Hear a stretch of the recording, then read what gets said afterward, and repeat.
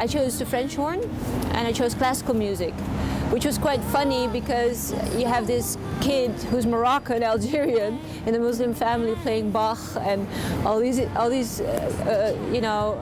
composers on a French horn. I think they would have liked it if I would have played the flute or maybe violin or something elegant. Anyway, I got really good at it.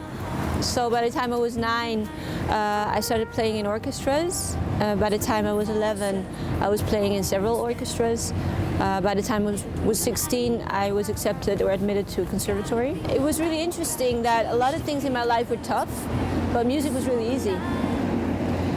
When I picked up my instrument, it was really easy to convince the people that I was doing something good.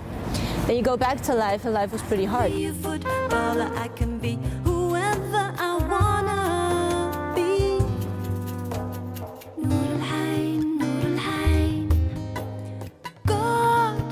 Amsterdam is super diverse. If I tell people I'm from the Netherlands and I say Amsterdam, everyone wants to go to Amsterdam because they say it's a very liberal, open-minded society. At the same time, for a person like me, doing what I do, I need to work tremendously hard to unify people because of the very polarizing narrative that we have currently in the Netherlands. It worries me, because I see children who were born in the Netherlands. Unlike me, I was born in Morocco. But children not considering themselves being Dutch. There's a lot of trouble, when it comes to job discrimination. The media narrative tends to be very, very negative and focuses mainly on the problems in a society instead of also highlighting, the binding factors, the beauty, the culture, the music, those elements. I want to unify, so I don't want to be a representative of one culture because I carry all those cultures in me. I am North African, but I had a Dutch upbringing and I travel the whole world.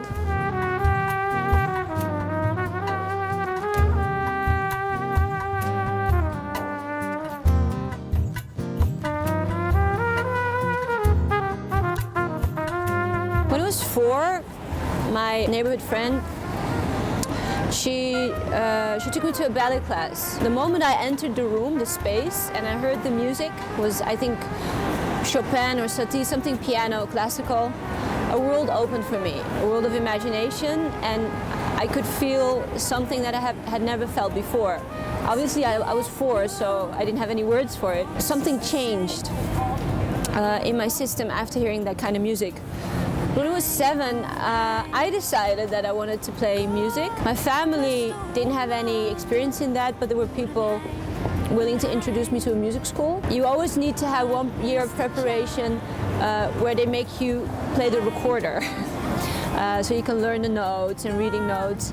But I decided that that wasn't good for me or good enough for me, and I negotiated at the age of 7. I said, if I teach myself how to play a recorder, can I skip that year and pick an instrument?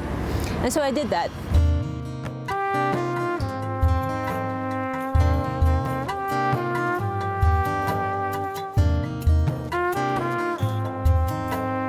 When I was 16, I was admitted to the conservatory. Those formative years in a classical department of an academy were really good for me.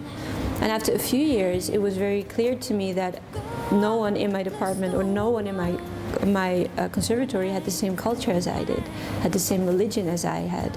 So there weren't any mentors for me that could also help me define an artistic message. Say 4 years later, I decided to focus on composition. I started traveling a lot, and within no time, people in the music industry picked me up and flew me to London and other places in the world, and I was sitting in recording studios, writing my own songs and even singing them. I mean, I was the most shy person. I was the person hiding behind an instrument, and now I was in studios singing music. If anything, I would like to say to anyone who wants to pursue this type of career, know where you come from, know what you want to say, know what audience you want to represent, and make sure that whatever you do, your message is a message of love and of unity, because music really has that power to unify people.